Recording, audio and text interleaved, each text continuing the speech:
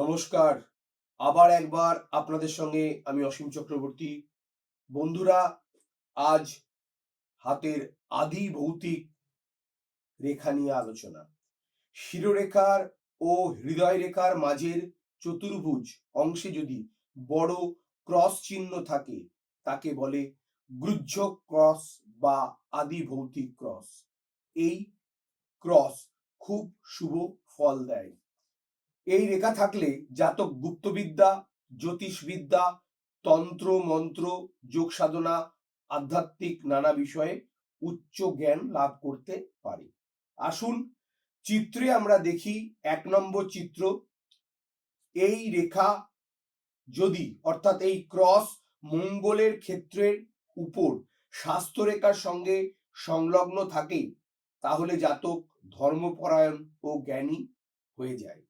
আসুন দ্বিতীয় চিত্রে দেখি এই ক্রস শনির ক্ষেত্রের নিচে বা ওই সোজা অবস্থান করে তাহলে জাতক নানা গুপ্তবিদ্যা ও তন্ত্র মন্ত্র সাধনায় সফল হবে বটে, তার বিষাদের ভাব সব সময় বিরাজ করবে। সে হবে নির্জনতা প্রিয় এবং সব সময় যোগী বা তপস্বীর মতো অনাড়ম্বর জীবন কাটাতে ভালোবাসবে। 3 নম্বর চিত্রে দেখুন, যদি এই ক্রস বৃহস্পতির ক্ষেত্রে থাকে তাহলে জাতকের মধ্যে সাদাসিধা ভাব ও বিনয় প্রবণতা থাকবে। সে সাধন মার্গে উন্নতি করতে পারবে। তার ইচ্ছা নিরালায় সব সময় থাকা। তার ক্রিয়াকলাপ থাকবে একদম ঈশ্বরের প্রতি। তার অহংকার একদমই থাকবে না। তার সঙ্গে যদি তর্ক করা হয় বা হেয় করা হয় তাহলে তার জ্ঞানের গভীরতা বোঝা সম্ভব হবে।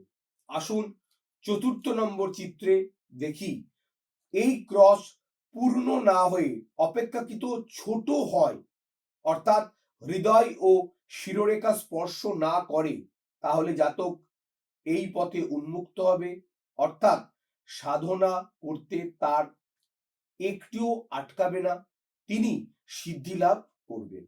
আসুন পঞ্চমত চিত্রে দেখি শনির ক্ষেত্রের নিচে এই ক্রস থাকে এবং তা থেকে একটি রেখা এসে শিরোরেখাকে স্পর্শ করে তাহলে জাতক ধার্মিক লোকেদের সাহায্য পেয়ে এই পথে উন্নতি করবে, অর্থাৎ জাতক সারা জীবন এই পথ থেকে একদম সরতে চাইবে না, অর্থাৎ সে গবেষণা নিয়ে কাজ করতে পারবে।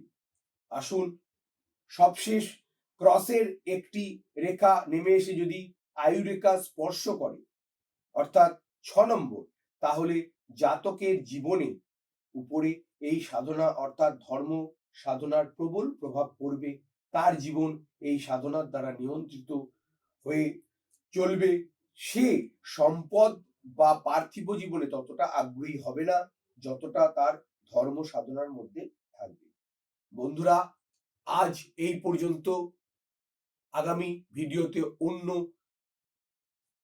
কথা নিয়ে আসছি বিশদে। 9153306727 নম্বরে যোগাযোগ করুন।